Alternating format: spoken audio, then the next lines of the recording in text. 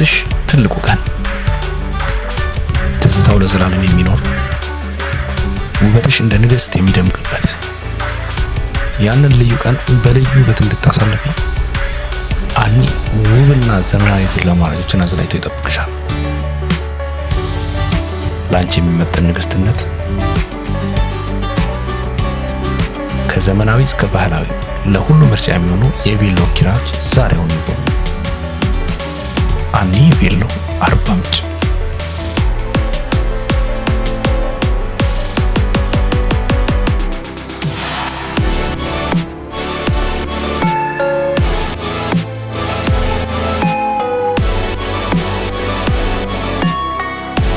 ወንጌል የምስራች ወይም መልካም ዜና ማለት ነው። በመጽሐፍ ቅዱሳዊ ትርጉሙ ደግሞ እግዚአብሔር በልጁ በኢየሱስ ክርስቶስ በኩል ለሰው ልጅ ያዘጋጀው የደህንነት መንገድ ነው። መጽሐፍ ቅዱስ ሰይጣን በሰው ልጅ ላይ ስልጣን የሚኖረው በኃጢአትና በድንቁርና ምክንያት እንደሆነ ያስተምራል። ወንጌል ግን ክርስቶስ በመስቀል ላይ የሰይጣንን ራስ እንደቀጠቀጠውና ስልጣኑን እንደሻረው ያውጃል። በቆላስይስ ምዕራፍ 1 ከቁጥር 13 እስከ 14 ላይ እርሱ ከጨለማ ስልጣን አዳነን፣ በእርሱም በደሙ ስርየትን ካገኘንበት ከፍቅሩ ልጅ መንግስት አፈለሰን ይላል። አንድ ሰው ወንጌልን ሲያምን ሕጋዊ በሆነ መንገድ ከሰይጣን ግዛት ወጥቶ ወደ እግዚአብሔር መንግስት ይዛወራል። ሰይጣን ከዚያ በኋላ በዚያ ሰው ላይ ምንም አይነት የባለቤትነት መብት አይኖረውም። ሰይጣን ሰውን የሚያስረው በውሸትና በፍርሃት ነው። ይህንን ካላደረግህ መቅሰፍት ያገኝሃል፣ ወይም በኩርህን ለጎሳህ መሪ ካልሰጠህ እርግማን ያወርዳል የሚሉትን የጥንቆላ ትንቢቶችን በማስቀመጥ ሰውን በፍርሃት ሰንሰለት ይጠርቃል። ወንጌል ግን እውነቱን ይነግረናል። እንዲህም ይላል መጽሐፍ ቅዱስ በዮሐንስ ወንጌል ምዕራፍ 8 ቁጥር 32 ላይ እውነትን ታውቃላችሁ፣ እውነትም አርነት ያወጣችኋል ይላል። ክርስቶስ ሁሉንም እርግማን ስለተሸከመ አማኝ በእርግማንና በመቅሰፍት ፍርሃት ውስጥ አይኖርም። እውነቱ ሲገለጥ ሰንሰለቱ በራሱ ይበጠሳል። በጠንቋይና በሞራ ገላጭ ደጅ የሚኖር ሰው ባሪያ ነው። ወንጌል ግን ሰውን የእግዚአብሔር ልጅ ያደርገዋል። ልጅ በአባቱ ቤት ነፃ ነው። የጎሳ መሪዎች ወይም መናፍስት አማላጅ አይፈልግም። በቀጥታ ወደ ሰማዩ አባቱ ስለሚቀርብ ሰይጣን በመካከላቸው ገብቶ ሊያስፈራራው አይችልም። ወንጌል ሲሰበክ የመንፈስ ቅዱስ ኃይል አብሮ ይሰራል። ወንጌል ባለበት ስፍራ እርኩሳን መናፍስት መቆም አይችሉም። ብርሃን ጨለማ ሲመጣ እንደሚሸሽ ወንጌል ወደ ልብ ሲገባ መናፍስት ይለቃሉ። መንፈስ ቅዱስ በአማኝ ውስጥ ስለሚኖር ከሰይጣን ጥቃት የሚከላከል የኃይል ጋሻ ይሆነዋል። ሰይጣን የሰውን ደካማ ጎንና ኃጢአት በመጠቀም ይከሳል። ወንጌል ግን ኃጢአትህ ተሰርዟል ይልሃል። በቆላስይስ ምዕራፍ 2 ከቁጥር 14 እስከ 15 ላይ በእኛ ላይ የነበረውን የሚቃወመንንም በትእዛዛት የተጻፈውንም የዕዳ ጽሕፈት ደመሰሰው እንደሚል ሰይጣን ሊከስበት የሚችል የዕዳ ወረቀት ተቀዷል። ከሳሽ ከሌለ ደግሞ እስራት የለም። ጳውሎስ በሮሜ ምዕራፍ 1 ቁጥር 16 ላይ በወንጌል አላፍርም፣ አስቀድሞ ለአይሁዳዊ ደግሞ ለግሪክ ሰው ለሚያምኑ ሁሉ የእግዚአብሔር ኃይል ለደህንነት ነውና ይላል። ወንጌል ተራ ወሬ ወይም የፍልስፍና ትምህርት ሳይሆን የሰውን ሕይወት ከውስጥ የመለወጥ ከባርነት የማውጣትና ከኃጢአት እስራት የመፍታት መለኮታዊ ኃይል ነው።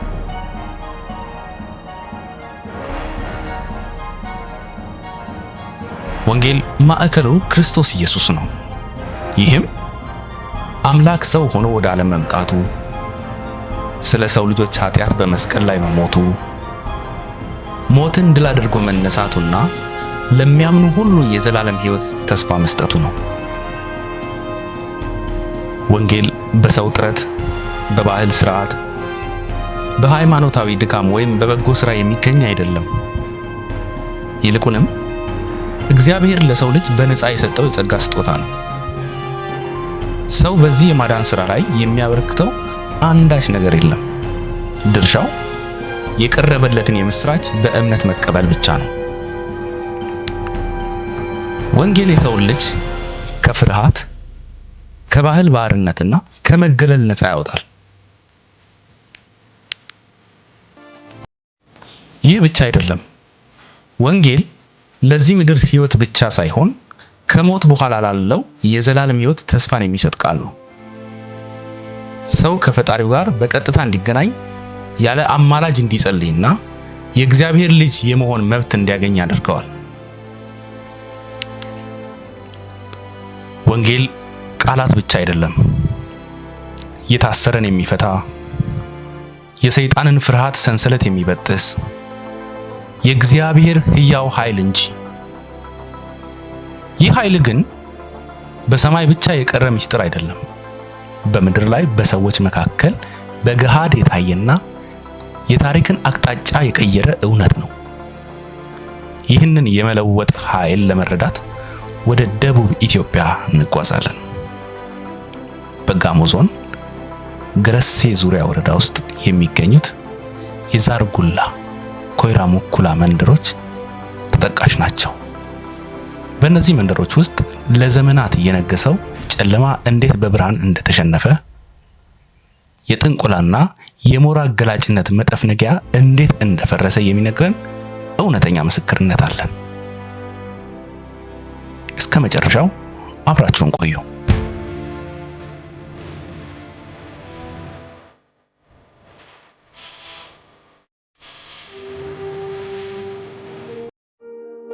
በእነዚህ መንደሮች ወንጌል ሳይመጣ በፊት ሕይወት በመቅሰፍት ፍርሃትና በባህል ቀንበር የታነቀች ነበረች።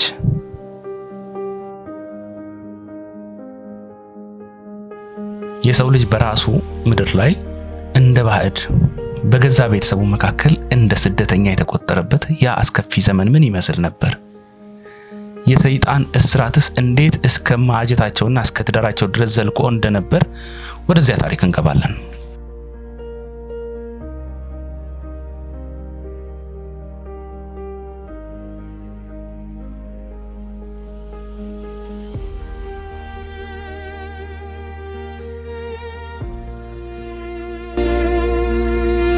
የማይበጠሱ የሚመስሉ ሰንሰለቶች ሲበጠሱ፣ የማይደፈሩ የተባሉ ምሽጎች ሲፈርሱ የሚያሳይ እውነተኛ የሕይወት ምስክርነት። የወንጌል ኃይል አሁን ይጀምራል። በደቡብ ኢትዮጵያ የጋሞ ዞን ከፍታዎች ስር የገረሴ ዙሪያ ወረዳ ለምለም ምድር ትዘረጋለች።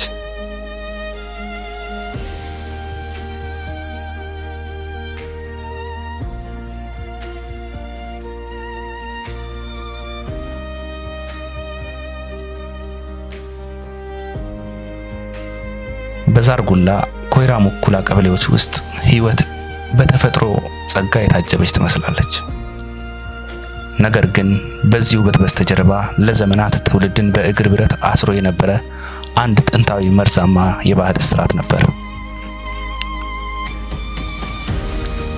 ያ ጊዜ የጨለማው መጋረጃ በእነዚህ ሸለቆች ላይ ከብዶ የነበረበት ወቅት ነበር።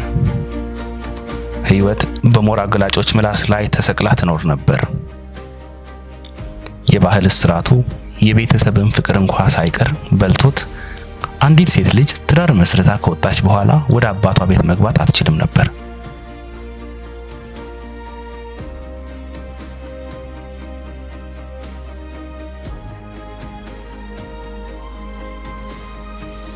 ብትመጣም እንኳ ምግቧን የምታገኘው ከቤት ውጪ እንደ ባዕድ መሬት ላይ ተቀምጦላት ነው።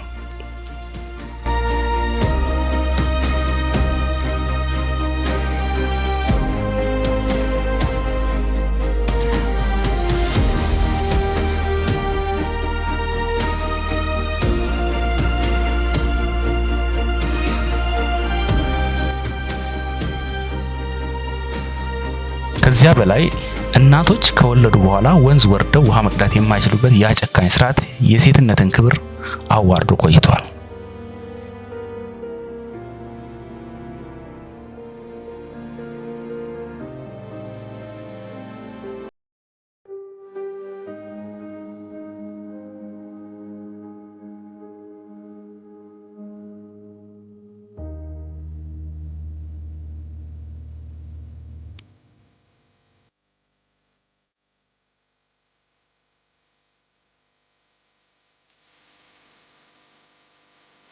ከሁሉ በላይ ግን ግለሰቡ ለራሱ መብትና ሕይወት ድምፅ አልነበረውም።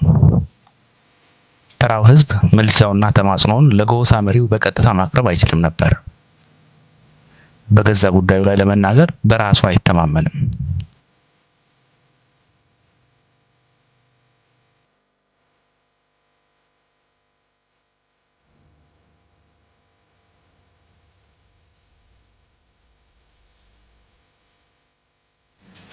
በመሪው ፊት ለመቆምም አይፈቀድለትም። የግድ አማላጅ ይፈልጋል። በቋንቋው አጠራር በጎሳ መሪውና በህዝቡ መካከል አፈቀላጤ ሆኖ የሚያገለግለው ተወቃሚ ይባላል።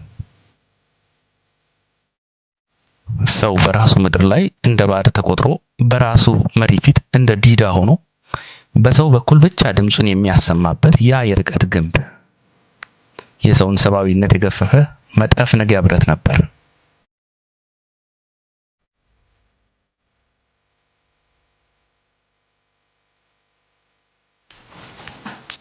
ሰው ይኖር የነበረው ለራሱ ሳይሆን ለዛሩና ለጠንቋዩ ነበር። በእነዚህ መንደሮች ውስጥ ይህን ካላደረገ መርገም ይወርድብሃል፣ ያንን ካልሰጠ ጥፋት ይመጣብሃል የሚሉ ድምጾች በየቤቱ ይሰማሉ። ያረሰው ለጎሳ መሪ፣ የሰገደው ለጠንቋይ፣ የኖረው ደግሞ ድምፅ አልባ ሆኖ በባርነት ነበር።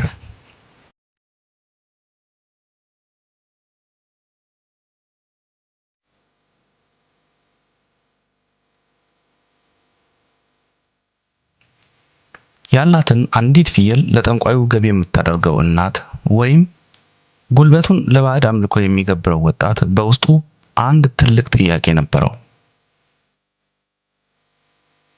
ከዚህ ቀንበር የሚገላግልን የለምን? በኮይራ ሙኩላ ያለው ሕዝብ መፈታትን ይፈልግ ነበር። ከዚህ የጭቆና አዙሪት መውጣት ይናፍቅ ነበር። ነገር ግን አቅም አልነበረውም።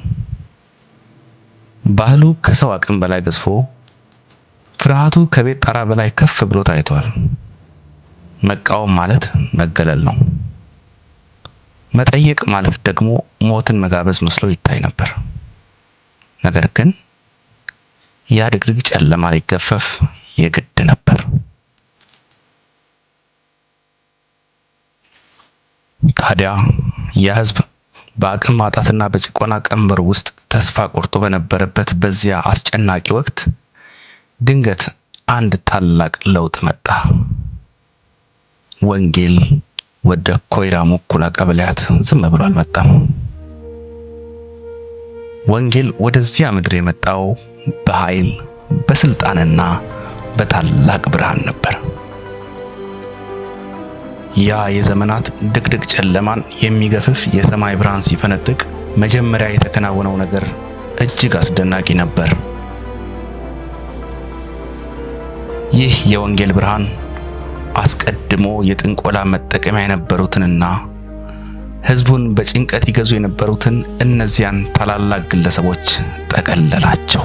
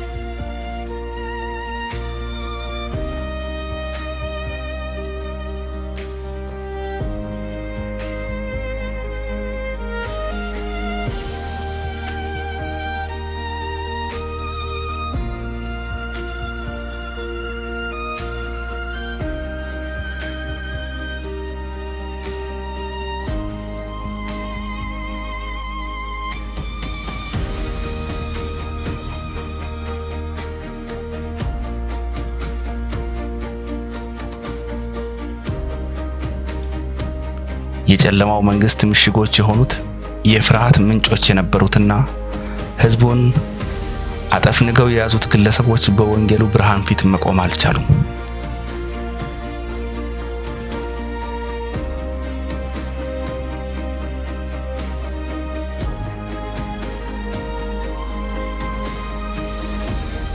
ያ ስልጣን ያለው ቃል ሲመጣ የጥንቆላ መሳሪያዎቻቸው ረገፉ፣ የዛር ቀንበራቸው ተሰበረ። በኮይራ ሙኩላ ሰማይ ስር አንድ ታሪክ ተጻፈ። ሰንሰለቱ የተበጠሰው ከታች ብቻ ሳይሆን ያንን ሰንሰለት አጥብቀው ከያዙት ከራሳቸው ከጠንቋዮቹና ከታላላቆቹ ግለሰቦች ሕይወት ጭምር ነበር። ብርሃኑ ሁሉንም ጠቀለለ፣ ሁሉንም ነፃ አወጣ። ዛሬ በኮይራ ሙኩላ ምድር የሚሰማው የጩኸት ድምጽ ሳይሆን ያ የኃይልና የስልጣን ወንጌል የፈጠረው የነጻነት ዝማሬ ነው።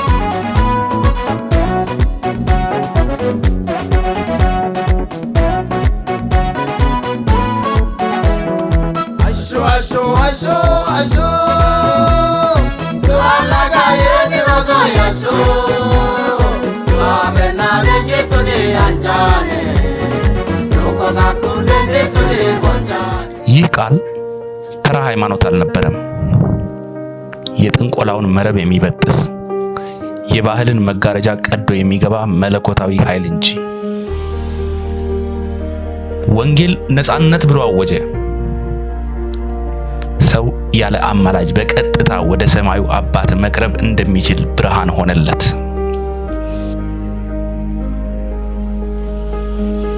ያ ድምጽ አልባ የነበረው ሕዝብ አንደበቱ ተፈታ። የፈራው ልብ በድፍረት ተሞላ። ሴቶች ወደ ቤታቸው ገቡ። እናቶች ውሃቸውን ቀዱ። ገበሬውም የላቡን ፍሬ በነጻነት መቅመስ ጀመረ። ወንጌል በሰውና በፈጣሪ በሰውና በመሪ መካከል የነበረውን የፍርሃት ግድግዳ ፈረሰው። ወንጌል ያሸንፋል።